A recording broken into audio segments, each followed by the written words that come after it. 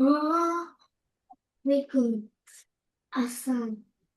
Teman-teman, semuanya jangan lupa menyiapkan alat tulis atau nanti pertanyaan-pertanyaan yang ingin disampaikan di penghujung Polakoh malam hari ini ya. Bismillahirrahmanirrahim. Assalamualaikum warahmatullahi wabarakatuh. Waalaikumsalam warahmatullahi Assalamualaikum warahmatullahi wabarakatuh. wabarakatuh. Alhamdulillah, alhamdulillah nasta'inu wa nastaghfiruhu wa na'udzu billahi min syururi anfusina wa min sayyiati a'malina may yahdihillahu fala mudhillalah wa may yudhlil fala hadiyalah. Asyhadu alla ilaha illallah wahdahu la syarikalah wa asyhadu anna Muhammadan abduhu wa rasuluh. Allahumma sholli ala Muhammad wa ala ali Muhammad. Alhamdulillah segala puji bagi Allah atas nikmat yang Allah berikan pada kita sampai hari ini. Nikmat Islam, nikmat iman, nikmat sehat, nikmat bisa bertemu dengan orang-orang yang solihah, ya, orang-orang yang baik. Nikmat bisa berkumpul dalam halaqah ilmu yang tidak semua orang mendapatkan nikmat itu. Karena begitu banyak utamaan yang Allah berikan pada orang-orang yang senantiasa hadir itu ya, hadir dalam halaqah ini. Iya, iya, iya. Alhamdulillah, salawat dan salam senantiasa tercurahkan pada Nabi Muhammad SAW, pada istri-istri Rasulullah, keluarga Rasulullah, sahabat, sahabiat, tabiin, tabiut, tabiin, dan umatnya senantiasa istiqomah dalam kebaikan-kebaikan. Oke. Dan Masya Allah, satu hal yang membahagiakan buat kita semuanya ketika Allah mengizinkan kita semua pada malam hari ini bisa hadir sama-sama kita menapaki jejak para mukminah, wanita-wanita hebat yang hidup di zaman Rasulullah SAW, Iya, yang menyatakan keimanan dan yang bertemu iya. dengan Rasulullah SAW. Makanya dikatakan sahabiyah, gitu ya, sahabiyah. Karena Masya Allah, kalau kita bayangkan teman-teman semuanya, di saat kondisi Rasulullah SAW pertama kali membawakan Islam, menyampaikan risalah Allah, mengajak manusia untuk menyembah Allah di tengah masyarakat yang jahiliyah, Iya. di tengah masyarakat yang menyembah berhala, di tengah masyarakat yang mengagung-agungkan apa namanya harta dunia dan sebagainya. Rasulullah hadir di tengah-tengah mereka untuk mengajak mereka menyembah Allah. Itu satu hal yang berat buat Rasulullah SAW dan Iya. satu hal yang luar biasa bagi orang-orang yang mau menerima seruan Rasulullah pada saat itu. Karena kenapa? Menjadi orang yang minoritas. Di awal-awal Rasulullah menyampaikan keimanan, maka ada sekelompok orang gitu ya. Ada sebagian orang yang menerima seruan itu. Nah, ini kita malam ini kita menapaki kisah-kisah para mukminah yang semoga bisa menjadi teladan buat saya dan juga buat teman-teman semuanya gitu. Hingga akhirnya bisa menjadi inspirasi kebaikan buat kita agar kita bisa berusaha memantaskan diri, memperbaiki diri kita menjadi wanita-wanita solihah yang Allah cintai.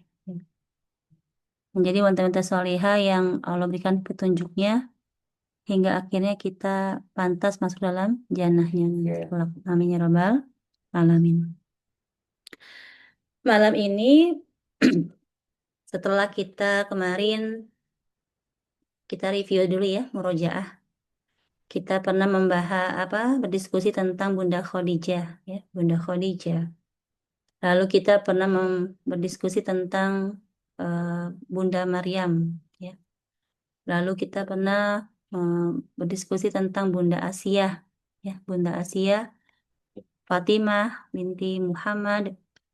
Lalu kita pernah ke Bunda Aisyah, ke Bunda Hafsah, dan hari ini kita akan menapaki kisah Bunda Ummu Salamah. Ya, Ummu Salamah.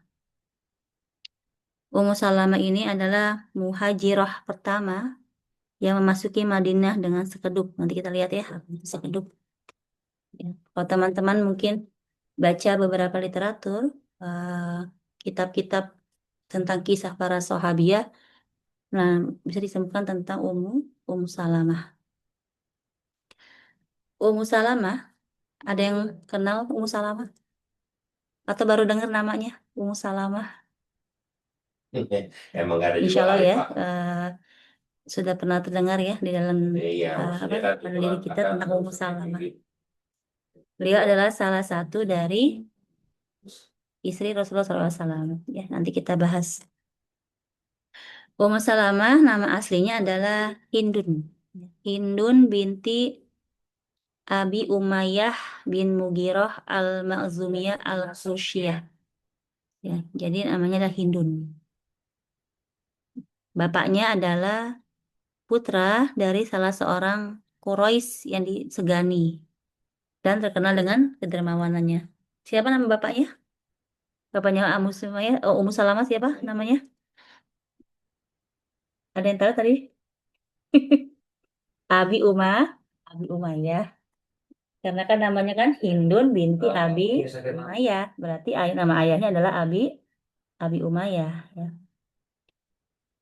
Jadi ayahnya Ummu Salamah itu dijuluki sebagai Bizadir Rokabi ya. Seorang pengembara yang berbekal. Seorang pengembara yang berbekal.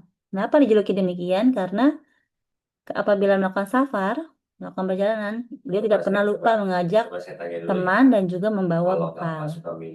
Bahkan ia mencukupi bekal milik temannya itu. Masya Allah ya, ini kita kalau punya teman kayak gini enak ya. Misalnya kita safar, jalan-jalan sama teman kita nih besok, Sofia mau safar nih ya, ke Bandung ya, hari Sabtu besok. Setelah menikah.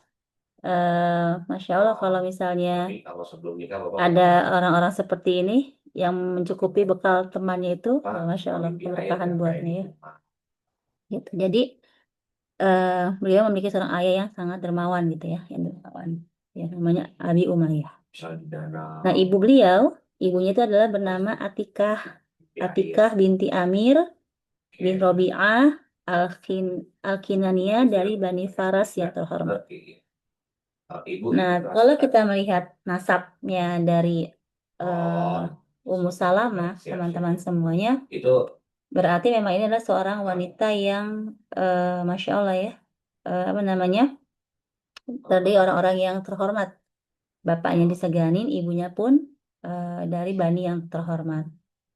Jadi Ummu Salamah ini memiliki kedudukan yang terhormat di tengah masyarakat Arab saat itu, ya. Di tengah masyarakat Mekah saat itu. Di samping Ummu Salamah itu memiliki nasab yang terhormat, gitu ya. Beliau juga seorang wanita yang berparas cantik, berkedudukan saya terhormat dan seorang wanita yang cerdas. Nah, Ummu Salamah ini mulai dinikahi oleh Abu Salamah. Nah, teman-teman berarti Ummu Salamah ini nama siapa? Nama anaknya. Jadi beliau namanya Hindun, anaknya namanya Salamah, maka dikenal dengan nama Ummu Salamah. Kayak saya misalnya nama saya Yulia gitu ya. Punya anak Abdurrahman, maka saya namanya adalah Ummu Abdurrahman seperti itu. Ya, jadi awalnya Ummu Salamah ini Hindun ini Ummu Salamah dinikahi oleh Abu Salamah. Ya, Abu Salamah Abdullah bin Abdil Asad al-Makhzumi, seorang sahabat yang agung yang mengikuti 2 kali hijrah. Jadi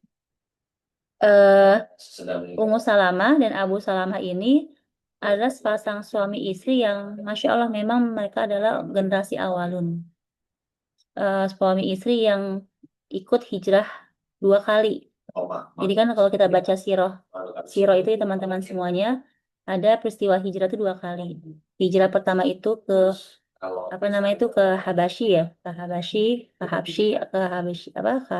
itu yang di daerah Afrika ya. Lalu yang hijrah kedua adalah ke Madinah. Seperti itu. Dan Ummu Salamah dan suami ini ikut di kedua hijrah tersebut. Oh, gitu. Artinya teman-teman, di sini kita bisa melihat bagaimana keimanan mereka yang luar biasa. Karena tidak mudah bagi Tinggal ibu. orang-orang pada saat itu, mereka harus mengakui beriman kepada Allah dan Rasulullah, lalu mereka ikut hijrah, meninggalkan harta benda mereka, meninggalkan rumah-rumah mereka untuk menyelamatkan agama mereka. Ya, makanya Allah tuh sangat memuliakan generasi awalun. Ya. Insya Allah. Jadi Bapak merasa kehilangan. bagi suaminya, Ummu Salamah itu adalah sebaik-baik istri, Sekarang Bapak ya, masih sebaik-baiknya bisa. istri.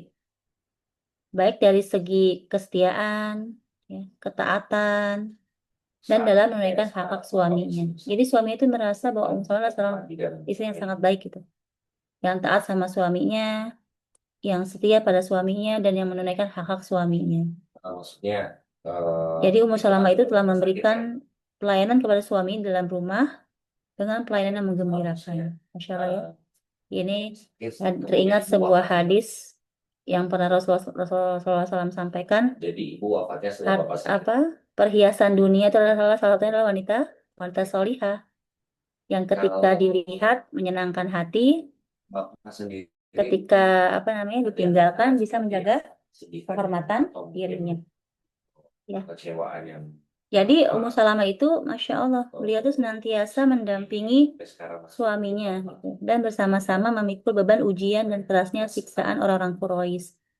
Karena teman-teman semua, dan kalau kita membaca sirah itu, orang-orang awal itu orang-orang yang tidak luput dari sebelum penindasan orang-orang kafir Quraisy gitu, karena keimanan mereka. Jadi mereka itu disiksa itu karena keimanan mereka, Masya Allah ya.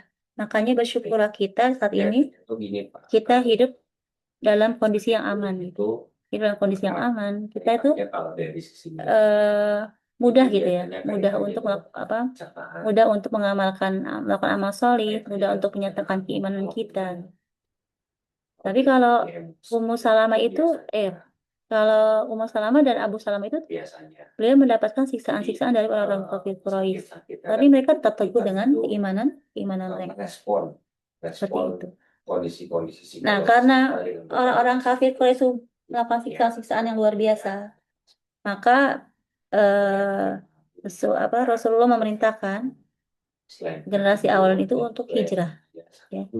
Dan Ummu Salamah ini akhirnya hijrah bersama suaminya Abu Salamah ke Habsyah tadi ya, Habsyah. Dengan untuk menyelamatkan agamanya dengan meninggalkan harta, keluarga, kampung halaman, dan membuang rasa ketundukan kepada orang-orang zalim dan para togut. Ini yang paling penting ya. Jadi mereka itu hijrah karena mereka tidak mau tunduk kepada orang-orang zalim. Ya, Insya Allah ya. Jadi di bumi hijrah inilah di Habsyah itu Ummu Salamah melahirkan putra yang bernama Salamah. Ya. Jadi Salamah itu lahir di Habsyah ketika dalam kondisi sedang hijrah. Ya. Lalu bersamaan dengan disobeknya naskah pemboikotan terhadap kaum muslimin dan kaumnya Abu Thalib, ya. Dan setelah masuk Islamnya Hamzah bin Abdul Muthalib dan Umar bin Khattab radhiyallahu anhu, kembalilah sepasang suami istri ini ke Mekah bersama sahabat-sahabat yang lain. Oke, teman-teman, ini saya kalau cerita sedikit tentang sirah itu ya, bagaimana orang-orang kafir itu melakukan perjanjian Hudaybiyah dengan Rasulullah SAW, dan salah satunya adalah pemboikotan bahwa adanya larangan kepada orang-orang Quraisy untuk tidak melakukan interaksi dengan orang-orang mukmin. Jadi nggak boleh menjual barang-barang mereka kepada orang mukmin, nggak boleh membeli barang-barang mereka dari orang-orang mukmin, dan juga pokoknya nggak boleh berhubungan sama sekali dengan orang mukmin. Jadi ada pemboikotan dari orang-orang kafir Quraisy terhadap orang-orang beriman saat itu selama 3 tahun. Bahkan kalau diceritakan itu digambarkan sampai makan itu sampai makan daun-daunan, saking sudah tidak ada yang bisa dimakan kembali gitu ya. Subhanallah. Nah, itu kan perjanjian Hudaybiyah ya, ditaruh di dalam Ka'bah, di dalam Ka'bah, dan Ka'bah ditaruh di sana. Dan Apalagi singkat cerita kondisi itu ada bisa seorang kayak yang ingin menghentikan di Rukiah. pemboikatan tersebut karena sudah tidak tega melihat keadaan orang-orang beriman. Berarti dia Nah, qadarullahnya ketika ibu tadi beliau masuk ke dalam seperti ada Ka'bah itu bersama orang-orang yang yang lainnya gitu ya. nih Ini orang berpengaruh ya, orang berpengaruh. kenapa Ya, itu ternyata Masya Allah luar biasa kesedihannya Pak? itu Nanya deh, kertas ibu tuh banyak perjanjian Hudaybiyah itu adalah sudah kesedihan. dimakan Itu rayap. kan, Dimakan rayap juga yang tersisa saya cuma tinggal tulisan Allah saja di kertas ya itu. benar nggak sama ibu Ya. yang kesedihannya? Artinya teman-teman semua kalau di tradisi orang-orang Arab ketika memang perjanjian kertas sudah hilang, maka perjanjian itu Setelah kalau dalam bahasa hukum itu gugur, batal demi hukum gitu ya. Batal demi hukum seperti itu. Nah, setelah Jadi itu sudah mulai sudah tidak berlaku lagi perjanjian Hudaybiyah itu.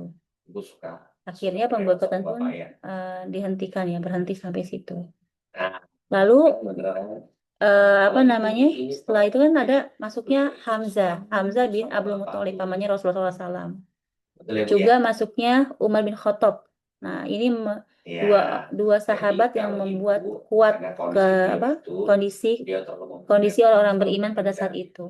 Nah, karena sudah tidak ada pemboikotan lagi, karena Hamzah dan Umar bin Khattab sudah masuk Islam, maka orang-orang yang hijrah di Habsyah itu kembali ke Mekah. Termasuk Ummu Salamah dan Abu harusnya sih Salamah. ya kalau memang ternyata Bapak pun tak minta. Nah, Berarti itu ada lalu apa singkat ya, cerita, gangguan dari sisi psikologis. ketika Nabi SAW mengizinkan Dari kesedihan. bagi para sahabatnya untuk hijrah ke Madinah. Nah, ini hijrah kedua ya, hijrah kedua. Sebelum orang tua saya Hijrah kedua, hijrah ke sudah Madinah. seperti itu, Pak. Setelah Rasulullah dakwah 13 tahun di Mekah, maka Allah memerintahkan untuk Rasulullah hijrah ke Madinah. Ya. Bapak sakit itu ada apa? Jadi setelah Rasulullah SAW mengizinkan bagi para sahabatnya untuk hijrah ke Madinah setelah peristiwa Bai'atul Aqabah Al-Kubro, jadi ada kisah pembaiatan di bawah pohon ya bagi sekelompok orang untuk menyatakan keimanan ya.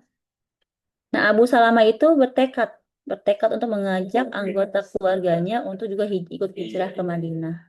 Gitu ya. Nah, kisah hijrahnya ini sungguh mengesankan. Nah, kita seperti bagaimana Ummu Salamah itu menceritakan dengan lisannya tentang perjalanan mereka ya, tatkala menempuh jalan hijrah. Ya, Masya Allah, teman-teman. Jadi kalau kita memaknai hijrah itu teman-teman semuanya, ada yang secara fisik hijrah, berpindah tempat dari tempat satu ke tempat yang lain, atau bisa juga hijrah dalam arti kita meninggalkan keburukan-keburukan menuju pada kebaikan-kebaikan yang Allah. Di situ Ummu Salamah bercerita tentang perjalanan hijrahnya beliau bersama suaminya dari Madinah ke Mekah, dari Mekah ke Madinah, dari Mekah ke Madinah. Ya. Berkata Ummu Salamah, tatkala Abu Salamah tetap bersikeras untuk berhijrah ke Madinah, dia menuntut ontanya. Kemudian menaikkan aku ke atas punggung onta dan membawa anakku Salam. Selanjutnya kami keluar dengan menunggang onta. Tatkala orang-orang dari Bani Mughirah melihat kami, segera mereka mencegahnya dan berkata, jika dirimu saja yang berangkat, maka kami tidak kuasa untuk mencegahnya. Namun bagaimana dengan saudara kami? Jadi Ummu Salamah ini adalah berasal dari Bani Mughirah ya. Jadi orang-orang Bani Mughirah tidak rela Ummu Salamah itu pergi meninggalkan kota Mekah menuju Madinah. Gitu ya. Apakah kami akan membiarkanmu membawa ke negeri asing? Kemudian Bani Mughirah itu, orang-orang Bani Mughirah itu merenggut tali kendali onta dari tangannya Abu Salamah dan mencegah Ummu Salamah untuk pergi bersamanya. Nah, ketika Bani Abdul Asad dari kaum Abi Salamah melihat hal itu, mereka marah dan saling memperebutkan Salamah hingga berhasil mengambilnya dari paman-pamannya. Mereka mengatakan, tidak, demi Allah, kami tidak akan membiarkan anak laki kami bersamanya jika kalian memisahkan istrinya dari keluarga laki-laki kami. Jadi mereka memperebutkan Salamah lalu melepaskan tangannya Kemudian anakku dibawa pergi Ya, bergabung dengan betul kaum ya. bapaknya. Kan Sedangkan secara aku tertahan otomatis oleh Bani yang Mughirah. menjadikan Allah Jadi ketika sebetulnya Ummu Salamah ingin hijrah dengan Abu Salamah, itu sudah ditahan oleh sukunya gitu ya, oleh sukunya Bani Mughirah. Dan beliau terpisah iya dari suami sebetulnya dan itu anaknya. sering ini Pak. Terpisah Jadi dari kalau suami dan anaknya. anak yang Kita bisa merasakan teman-teman itu biasanya yang begitu, setiap Pak. harinya beliau bersama dengan suaminya, bersama dengan anaknya, dengan penuh apa namanya, rasa kasih, rasa sayang. Tiba-tiba harus berpisah dengan anak dan suaminya itu. Yang dia harapkan Seperti itu itu. sebetulnya bukan Maka berangkatlah suamiku seorang diri hingga sampai ke Madinah untuk menyelamatkan agama dan nyawanya. mungkin Jadi suaminya pergi ke Madinah dan Ummu Salamah tetap tertahan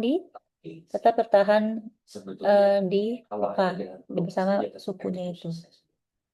Biar Selama beberapa kita waktu lamanya, ini masih ceritanya Ummu Salamah masih bercerita ya. seperti itu. Aku merasakan hatiku hancur dalam keadaan sendiri karena telah dipisahkan dari suami dan anakku. Sejak hari itu, setiap hari aku pergi keluar ke pinggir sebuah sungai.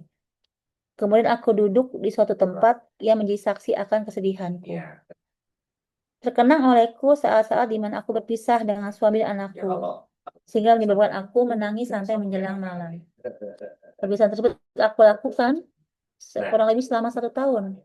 Jadi selama setahun mereka terpisah antara Ummu Salamah dengan Abu Salamah dan anaknya.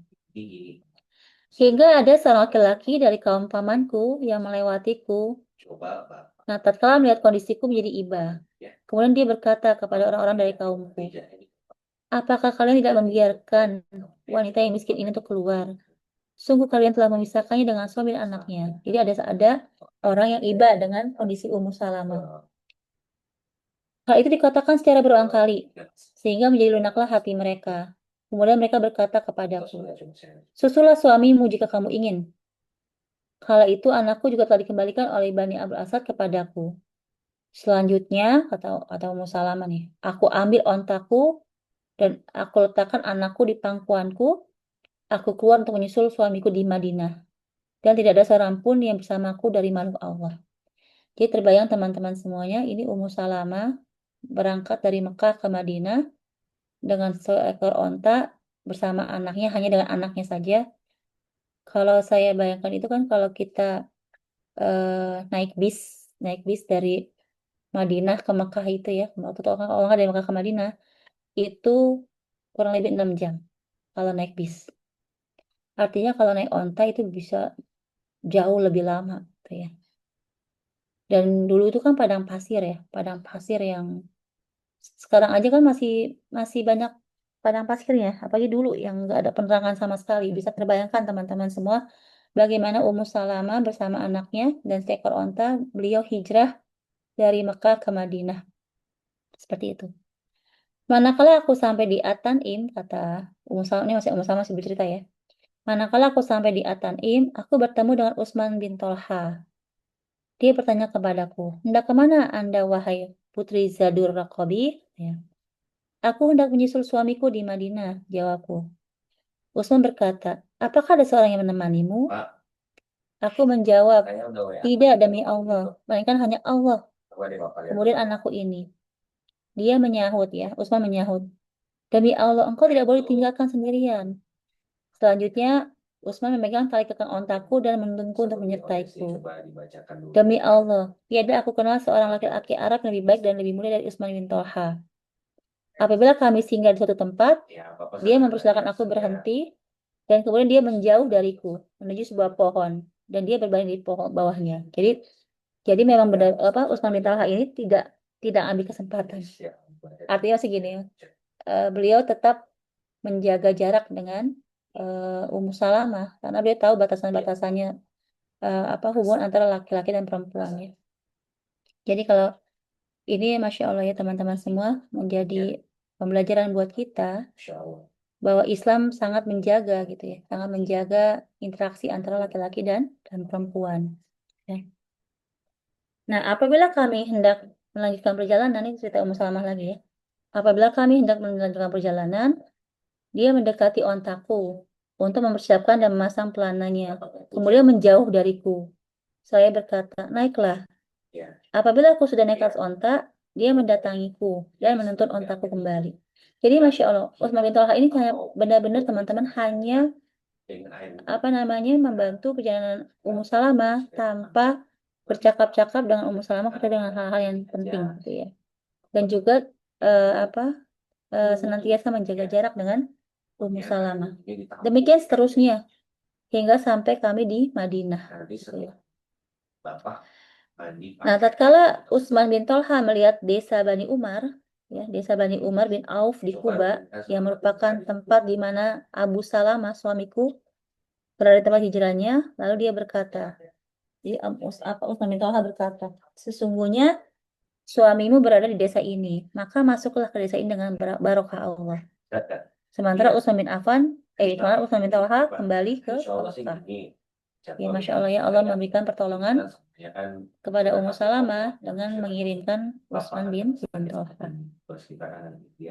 Begitulah, Ummu Salamah adalah wanita pertama, teman-teman. Jadi Ummu Salamah adalah wanita pertama yang memasuki Madinah dengan naik sekeduk onta. Ya. Sebagaimana beliau juga pernah mengikuti rombongan pertama yang hijrah ke Habsyah. Jadi sekeduk onta itu bahasa sekeduk ya, onta itu punya apa sih? Penggalan onta itu ya. Nah, selama di Madinah, ya, kan beliau udah ketemu sama Abu Salamah ya, sudah bertemu, Masya Allah, setelah berpisah selama 1 tahun lebih gitu ya. Kini bertemu kembali dengan suaminya di Madinah, gitu ya. Dan selama di Madinah itu beliau sibuk mendidik anaknya. Nah, inilah tugas pokok bagi seorang wanita. Dan mempersiapkan segala sesuatu sebagai bekal suaminya untuk berjihad dan mengibarkan bendera Islam. Jadi, Ummu Salamah itu teman-teman semuanya, selama beliau di Madinah, beliau itu sibuk dengan mengurusi anaknya, mendidik anaknya, dan juga mempersiapkan segala sesuatu untuk jihad suaminya. Ya, jadi Masya Allah. Ini juga menjadi inspirasi buat kita teman-teman semua, bagaimana fitrah kita sebagai seorang wanita. Sekuat apapun kita, dan misalnya saat ini kita dikasih Allah suatu pekerjaan di luar rumah, gitu misalnya ya, maka tetap fitrahnya kita adalah seorang ibu, seorang istri. Itu nggak bisa lepas dari diri kita sebagai seorang wanita. Jadi apapun posisi teman-teman saat ini, apapun yang amanah-amanah yang kita miliki, maka kita tidak boleh menanggalkan fitrah kita sebagai seorang ibu yang mendidik anaknya dan juga sebagai seorang istri yang melayani suaminya. Ya. Semoga Allah mudahkan saya dan teman-teman semua untuk bisa menjalankan tugas itu. Obat semprotnya yang mana ya Pak ya? Nah, Abu Salamah mengikuti perang Badar dan perang Uhud. Masya Allah nih. Kalau yang saya ketahui teman-teman semuanya, kalau ada orang ikut perang Badar, maka itu udah mulia banget.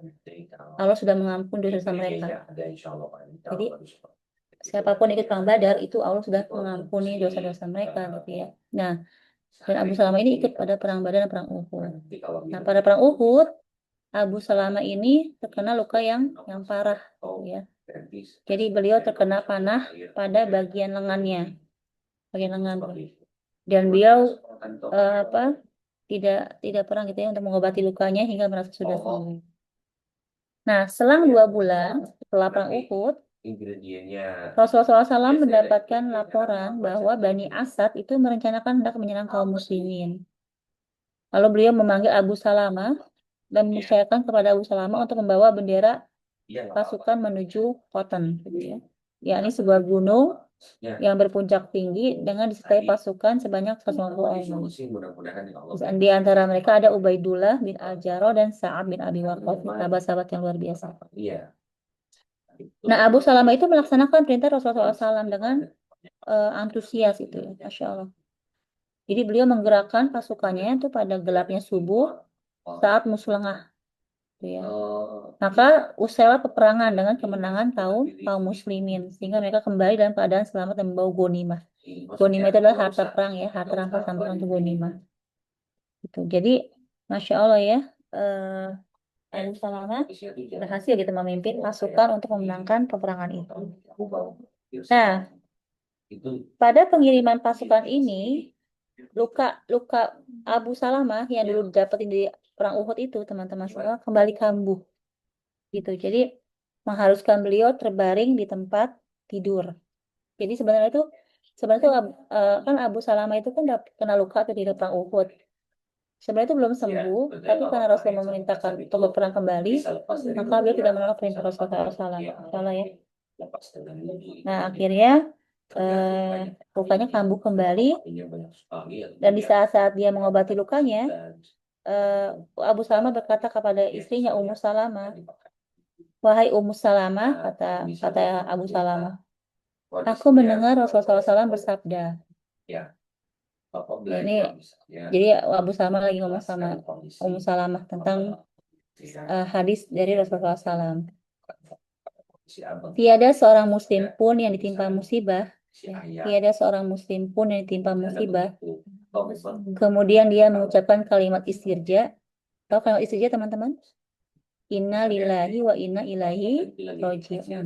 Itu namanya kalimat istirja. sebetulnya Dilanjutkan dengan berdoa, "Ya Allah, berilah aku pahala dalam musibah ini dan gantilah untukku dengan yang lebih baik darinya." sebetulnya Melainkan Allah akan menggantikan yang lebih baik darinya. Ya, jadi itu Abu Salamah itu bilang sama Ummu Salamah bahwa Rasulullah SAW bersabda, ini teman-teman ini bagus ya hadisnya. Tiada seorang muslim pun yang ditimpa musibah, kemudian dia mengucapkan kalimat istirja, innalillahi wa inna ilaihi roji'un. Dilanjutkan dengan berdoa, "Ya Allah, berilah aku pahala dalam musibah ini dan gantilah untukku dengan yang lebih baik darinya." Maka Allah akan menggantikan yang lebih baik darinya. Jadi teman-teman, ini ada satu pembelajaran yang Rasulullah ajarkan buat kita ketika kita mendapatkan musibah. Maka yang pertama kita mengucapkan innalillahi wa inna ilaihi roji'un. Sesungguhnya semuanya akan kembali kepada Allah. Lalu kita berdoa, yang kedua, kita berdoa sama Allah agar Allah memberikan kita pahala dari musibah itu. Yang ketiga, kita berdoa sama Allah agar Allah menggantikan untuk kita yang lebih baik darinya. Allah akan mengambilkannya. Nah, pada suatu pagi, Rasulullah SAW datang untuk menengok Abu Salamah.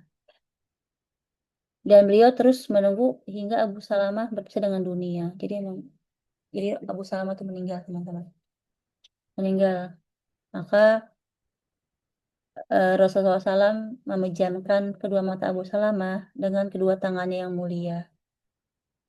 Beliau mengarahkan pandangannya ke langit seraya berkata, "Ya Allah, ampunilah Abu Salamah. Tinggikanlah derajatnya dalam golongan al-muqarrabin. Dan gantikanlah dia dengan kesudahan yang baik pada masa yang telah lampau. Dan ampunilah kami dan dia ya Rabbal Alamin." Nah, Ummu Salamah ketika suaminya itu meninggal gitu ya. Beliau itu menghadapi ujian tersebut dengan hati yang dipenuhi dengan keimanan dan jiwa yang diisi dengan kesabaran. Beliau pasrah dengan ketetapan Allah dan qadarnya gitu. Dan beliau ingat doa Rasulullah SAW yang diriwayatkan oleh Abu Salamah. Jadi dia teringat dengan apa yang disampaikan oleh Abu Salamah ketika mendapatkan musibah itu. Maka Ummu Salamah saat itu berdoa kepada Allah ketika suaminya itu meninggal. Dia berdoa, "Ya Allah, berilah aku pahala dalam musibah ini." Nah, doanya pas habis itu doang tuh. Habis itu, "Ya Allah, berilah aku pahala dalam musibah ini." Kenapa? Karena Ummu Salamah tidak meneruskan doanya yang selanjutnya, "Dan gantilah untukku dengan yang lebih baik darinya." Itu beliau tidak meneruskan karena ada perasaan tidak enak dalam dirinya manakala beliau membaca, "Dan gantilah aku dengan yang lebih baik darinya." Karena Ummu Salamah sempat tanya-tanya, ini siapa yang akan mengganti Abu Salamah gitu, maksudnya siapakah gerangan yang lebih baik daripada Abu Salamah gitu. Akan tetapi beliau tetap menyempurnakan doanya agar beliau ibadah kepada Allah. Jadi Ummu Salamah tetap berdoa sama Allah sesuai dengan apa yang Rasulullah ajarkan melalui Abu Salamah itu. Tetap berdoa. Walaupun dalam hati bertanya, ini siapa yang akan menggantikan suaminya ini gitu. Tuh ya. Nah, ketika telah habis masa idahnya, ya, ketika telah habis masa idahnya itu berapa lama teman-teman? Kalau perempuan masa idah, jadi masa idah itu adalah masa menunggu ya, idah menunggu, masa menunggu seorang istri atau seorang wanita yang meninggal suaminya atau bercerai ya, cerai hidup. Itu 3 kali masa suci ya, 3 kali masa suci. Jadi kalau apa ada seorang perempuan wanita meninggal suaminya atau cerai hidup dengan suaminya, maka dia harus menunggu sampai 3 kali masa suci baru dia boleh menerima pinangan kembali, menikah kembali. Kenapa seperti itu? Karena Islam, Masya Allah teman-teman semua, tidak ada yang abu-abu dalam Islam. Ini untuk menjaga apabila ada sesuatu ada yang ada dalam rahim itu muncul dalam rahim, maka jelas nasabnya kemana gitu ya. Karena 3 bulan itu dianggap cukup untuk menjadi jeda antara suami yang terdahulu dengan suami yang baru seperti itu. Jadi ketika telah habis masa idahnya, ada beberapa sahabat nih yang ingin melamar Ummu Salamah. Jadi itu kalau zaman dulu teman-teman semuanya itu Masya Allah, ketika ada seorang mukminah gitu ya yang ditinggal mati oleh suaminya, maka tuh sahabat tidak akan tidak akan membiarkannya lama-lama menjanda, karena ada suatu kewajiban moral bagi para sahabat untuk bisa menolong kehidupannya gitu dengan cara menikahinya. Jadi ini kebiasaan orang-orang Muslim gitu ya dalam menghormati saudaranya gitu. Nah, tapi Ummu Salamah menolaknya. Ummu Salamah menolak. Jadi Ummu Salamah itu menolak para sahabat yang datang untuk melamar beliau gitu. Nah, Rasulullah SAW itu turut memikirkan nasib wanita yang mulia ini. Jadi teman-teman tuh ketika ada seorang istri gitu ya yang ditinggal syahid oleh suaminya di medan jihad, waktu ini zaman Rasulullah ya, itu menjadi pikiran semua sahabat dan termasuk ya Rasulullah SAW. Rasulullah SAW tuh turut memikirkan nasib Ummu Salamah ini gitu. Karena kan beliau adalah seorang wanita yang mukminah, jujur, setia, sabar gitu ya. Jadi beliau merasa tidak bijaksana rasanya apabila dibiarkan menyendiri tanpa seorang pendamping gitu. Akhirnya pada suatu hari pada saat Ummu Salamah sedang menyamak kulit tuh, Rasulullah SAW datang ya, dan minta izin kepada Ummu Salamah untuk menemuinya. Lalu Ummu Salamah mengizinkan beliau.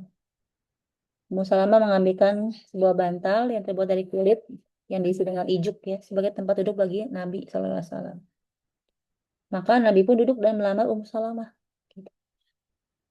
Nah, tatkala Rasulullah SAW selesai berbicara, Ummu Salamah tuh hampir-hampir tidak percaya dengan apa yang dia dengar itu.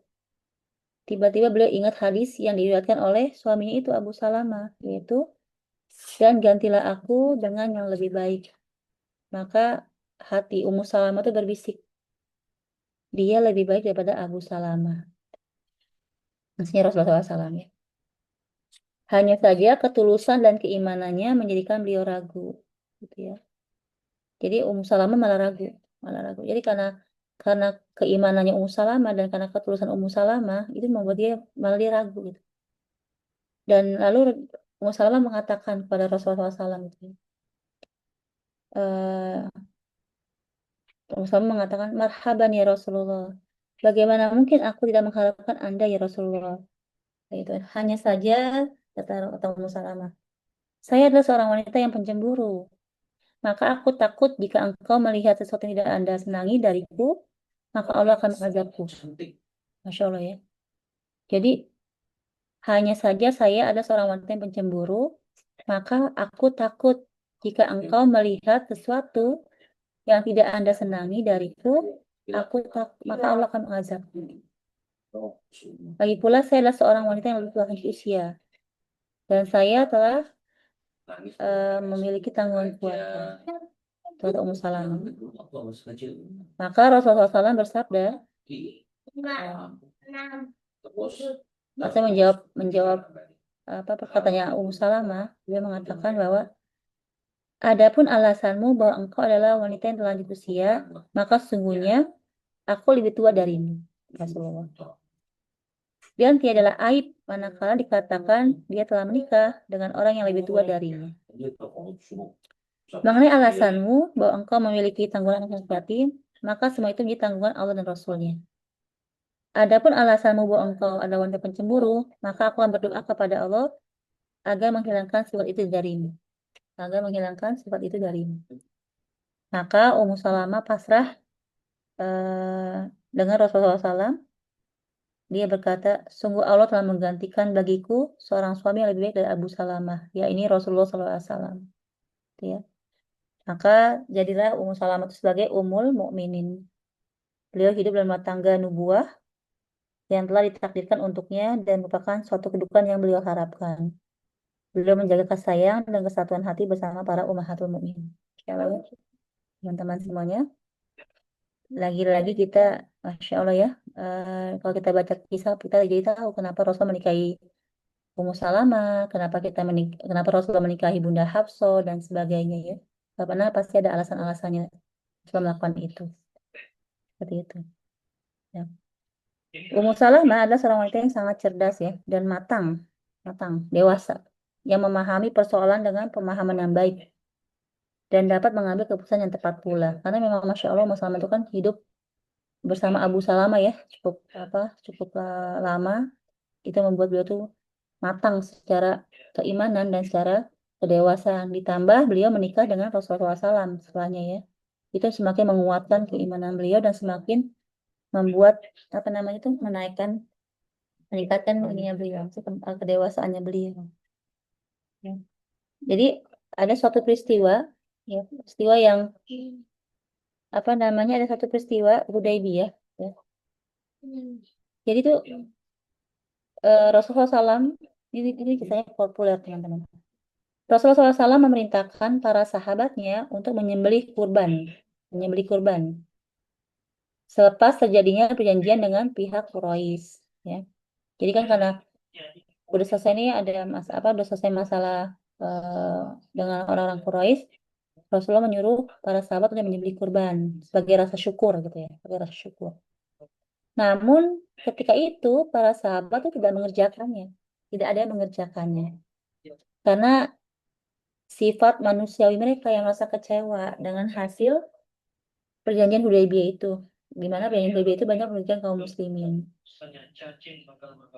Nah, berulang kali Nabi SAW itu memerintahkan mereka agar menyembah kurban, tapi mereka ternyata nggak mau mengerjakannya. Maka Rasulullah SAW itu masuk menemui Ummu Salamah, itu jadi istrinya ya, dalam keadaan sedih dan kecewa. Gitu. Itu jadi istri Rasulullah. Beliau ceritakan kepada Ummu Salamah perihal kaum muslimin yang tidak mau mengerjakan perintah beliau.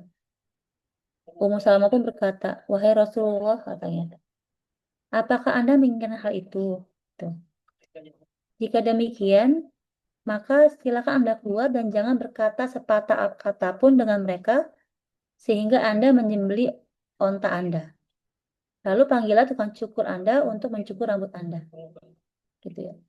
Nah, Rasulullah SAW menerima usulan Ummu Salamah.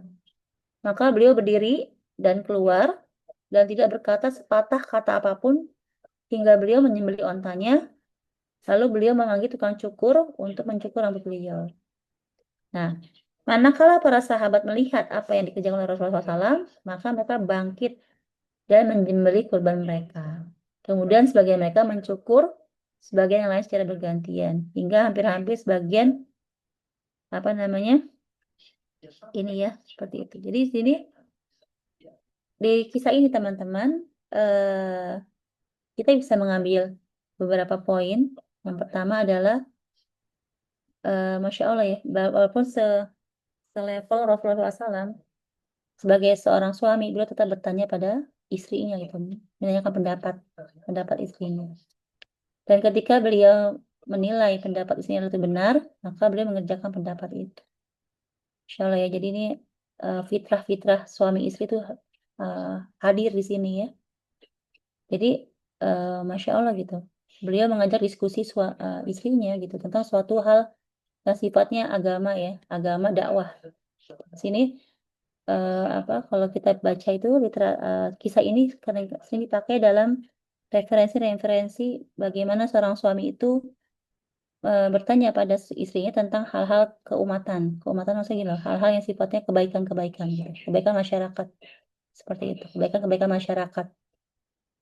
Jadi ada diskusi tentang melakukan kebaikan-kebaikan, mengajak kebaikan kepada masyarakat. Gitu. Dan Masya Allah Rasulullah itu menilai bahwa masukan yang sama itu adalah satu hal yang tepat. Dan Masya Allah juga ketika Rasul melakukan itu, maka para sahabat mengikuti apa yang Rasul lakukan. Gitu ya. Nah, setelah Rasulullah SAW menghadap Allah gitu ya, maka Ummu Salamah ini senantiasa memperhatikan urusan kaum muslimin dan mengamati peristiwa-peristiwa yang terjadi. Beliau selalu ambil andil dengan kecerdasannya dalam setiap persoalan untuk menjaga lurusnya umat dan mencegah mereka dari penyimpangan. Terlebih lagi terhadap para penguasa dari para khalifah maupun para pejabat. Jadi beliau tuh Ummu Salamah singkirkan segala kejahatan kezaliman terhadap kaum muslimin. Beliau terangkan dengan kalimat yang hak dan tidak takut terhadap celaan dari orang yang suka mencela dalam rangka melaksanakan perintah Allah. Ya, ini jadi Ummu Salamah sama Rasulullah SAW itu meninggalnya itu lebih dulu Rasulullah SAW meninggal.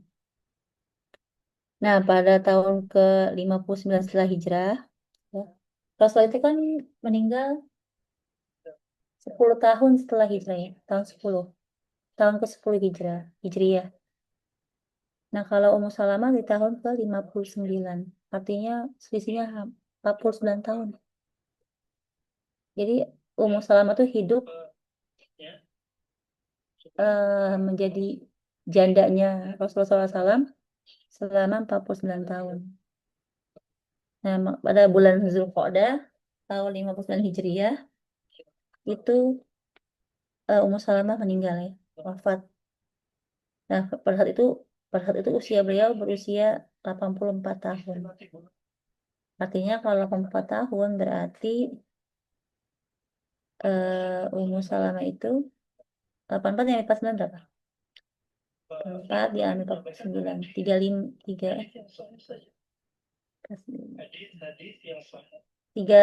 ya. Di 35 itu di usia 35 tahun ketika Rasulullah wafat ya Ummu Salamah berusia 35 tahun.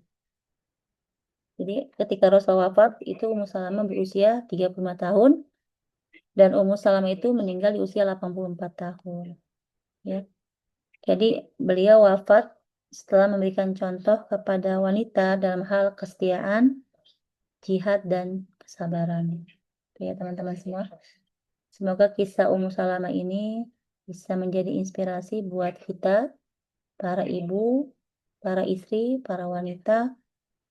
Jadi ini benar-benar Masya Allah nih, tentang bagaimana menjadi seorang ibu, seorang istri, dan seorang wanita. Ya, semoga kita bisa meneladani beliau, dan semoga Allah mudahkan kita untuk bisa menjadi ibu, istri, dan wanita yang Allah ridhoi. Itu insya Allah teman-teman untuk kisah malam hari ini tentang Ummu Salamah. Al-haqqu min rabbikum fala takunanna minal mumtarin, yang dari Allah. Janganlah kita termasuk orang yang ragu akan kebenaran itu. Saya kembalikan ke Mbak Yuli insya Allah. Ya Allah, syukran, jazakallah khairan, Umi, untuk materi malam hari ini mengenai Ummu Salamah. Semoga menjadi teladan untuk kita semua sebagai muslimah, tentunya untuk mencari ridho dan cinta Allah Subhanahu wa Ta'ala. Baik, untuk mempercepat dan mempersingkat waktu, teman-teman kiranya apakah ada yang ingin ditanyakan mengenai kisah malam hari ini yang telah disampaikan oleh Umi, atau mungkin di luar dari uh, kisah yang telah disampaikan, boleh juga mungkin ada teman-teman yang ingin bertanya, mungkin ada pengen mau sharing gitu, dipersilahkan teman-teman. Silakan jika ada yang ingin bertanya, boleh menyalakan mikrofonnya.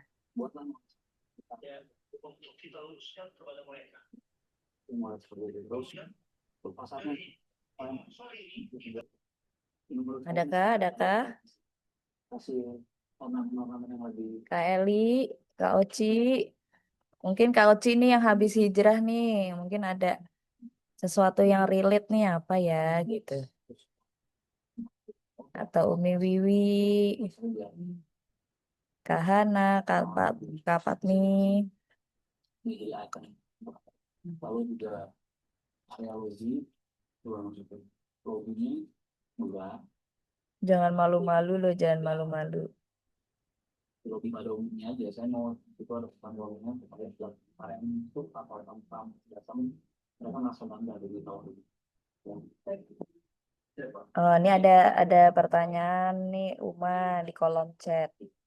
Hindun yang aku tahu kok memusuhi Rasulullah ya Uma sebelum hijrah. Apa ada dua orang yang berbeda? Iya, yang ini Ummu Salamah namanya Hindun binti Abi Umayyah. Yang satu lagi yang dulu ya. Nanti kita juga nanti akan ketemu nih kisahnya Hindun nanti. Ini namanya Hindun binti Utbah. Hindun binti Utbah. Beliau seorang wanita yang yang waktu jahiliyah itu karena dendam dengan dengan Hamzah binti Abdul Muthalib yang tadi saya ceritakan tentang Hamzah. Itu kan Hamzah meninggal di perang apa namanya perang Uhud ya. Jadi kan Hamzah itu bukan membunuh sih, iya membunuh ayahnya Hindun, pamannya Hindun dan saudara laki-laki Hindun di perang Badar. Nah, itu Hindun dendam. Lalu ketika perang Uhud tuh Hindun menyuruh budaknya ya, budaknya Warshi itu untuk membunuh Hamzah dan pas banget maksudnya dan memang Hamzah syahid ya syahid ketika di perang Uhud itu lalu Hindun karena saking dendamnya itu sampai melakukan satu hal yang di luar apa yang nalar manusia itu ya jadi Hindun itu sampai merobek perutnya Hamzah lalu dia memakan jantungnya Hamzah tapi kan karena apa namanya nggak bisa ketelan ya akhirnya dimuntahkan lagi tuh jantungnya itu apa namanya eh, karena dendam yang terlalu berlebihan marah yang berlebihan akhirnya dia lebih dikuasai oleh setan ya karena kan nggak mungkin kalau manusia normal bisa melakukan hal kayak gitu ya maksudnya sampai padahal Hamzanya sudah meninggal oleh apa udah dibunuh oleh Warshi itu ya di di perang itu ya. Nah itu Hindun binti Utbah tapi masya Allah ketika Fatu Mekah Hindun binti Utbah itu masuk Islam. Nah, dia itu istrinya Abu Sofyan. Ya, istrinya Abu Sofyan. Kalau ini Ummu Salamah adalah Hindun binti Abi Umayyah, istrinya Abu Salamah. Makanya kalau di Arab itu teman-teman semua pakai binti. Binti, bin gitu. Soalnya biar untuk membedakan satu dengan yang lainnya karena namanya ada yang apa banyak yang sama. Tapi hebatnya itu Masya Allahnya nama Muhammad itu nggak ada yang sama. Cuma satu nama Muhammad di penduduk Mekah saat itu. Seperti itu. Itu sih insya Allah Mbak Rena. Ini ada pertanyaan kembali Uma. Ada beberapa nih. Dari Kak Eli dulu. Maaf Uma, Salamah tadi akhirnya diurus sama siapa? Jadi putrinya Rasulullah Shallallahu Alaihi Wasallam kah? Gitu. Terus saya sambungin lagi ya Uma ya. Uma mau tanya apakah Ummu Salamah ini mengalami sejarah Karbala? Terus ada tambahan satu lagi. Ingin bertanya Ustazah terkait masa idah. Oh ini beda nih. Mungkin yang dua dulu Uma. Yang tadi Ummu Salamah Hmm. oleh siapa? Lalu yang kedua adalah apakah Ummu Salamah ini mengalami sejarah Karbala? Mm-mm. Jadi Salamah itu dia itu kan dikembalikan kepada Ummu Salamah ya. Jadi ketika yang kisah tadi yang ayah apa bapaknya Abu Salamah ke Madinah, lalu kan Salamahnya juga ditahan sama Bani dari Abu Salamah, tapi setelah itu kan dikembalikan ya, dikembalikan oleh ke Ummu Salamah. Jadi mereka tuh hijrah ke Madinah itu kan Ummu Salamah bersama anaknya Salamah gitu ya.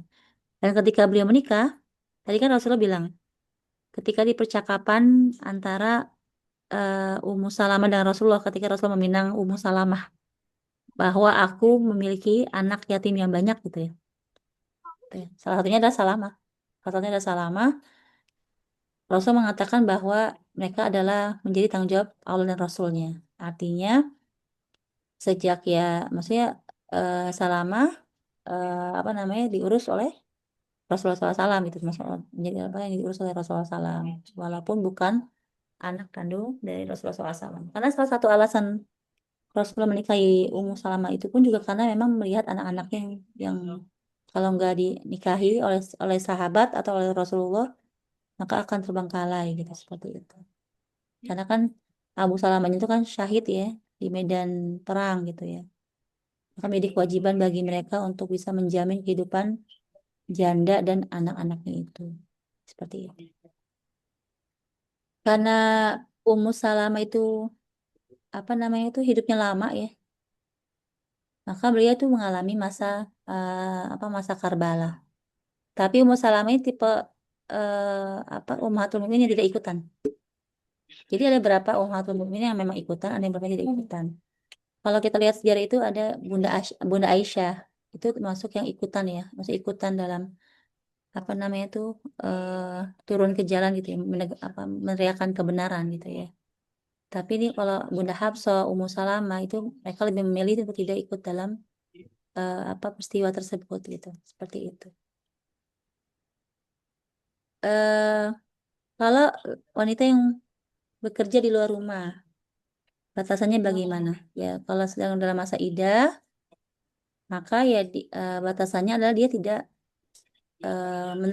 menerima pinangan sih. Lebih pada tidak menerima, lebih pada tidak menjalin hubungan dengan laki-laki ya. Maksudnya ya batasannya kalau lagi masa idah itu tidak menjalin hubungan dengan laki-laki manapun itu. Jadi tidak membuka pintu buat laki-laki manapun, maksudnya pintu hatinya gitu. Jadi apa namanya? Itu batasannya sih. Jadi kalau memang dia misalnya harus bekerja keluar rumah ya tidak mengapa gitu ya. Cuma dia harus menutup interaksi dengan laki-laki yang bisa menimbulkan ini ya ke arah pernikahan gitu. Nanti dia boleh membuka itu setelah 3 bulan, baru bisa membuka hatinya buat menerima pinangan laki-laki lain seperti itu. Gitu ya. Jadi apa namanya batasannya seperti itu. Ya. Jadi dia harus menjaga dirinya benar-benar karena kan godaannya besar. Ya, seperti itu. Nah, ya.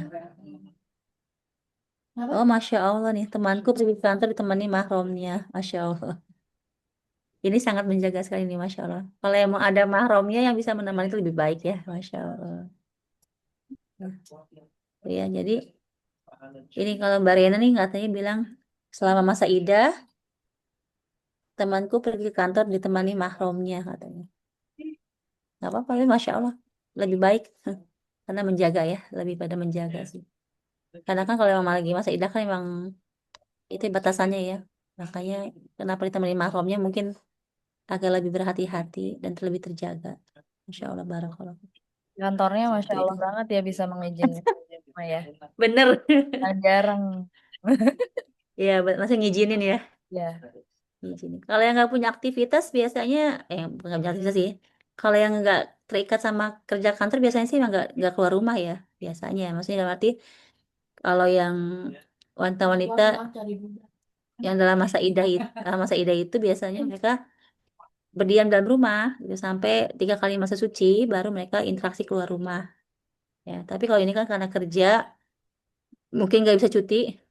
Masa ada itu ya ada cuti masa idah gitu ya harusnya buat wanita. Diajukan. Iya harusnya ada peraturan baru di ketenagakerjaan tentang cuti 3 bulan bagi Saya wanita-wanita yang sedang menunggu masa indahnya gitu harusnya ya. Tapi kan kita di Indonesia belum ada seperti itu. Makanya kita yang harus pintar-pintar menjaga diri kita. Gitu ya, seperti itu. Takutnya banyak yang cuti, Uma.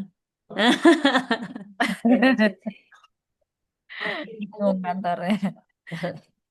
Gitu ya, Masya Allah, walau alam bersolat ya. Soal itu seperti itu. Ya, teman, masih ada yang ingin ditanyakan mungkin mengenai malam hari ini nih. Kalau udah mulai sharing, tanya jawab biasanya lebih melek dikit nih.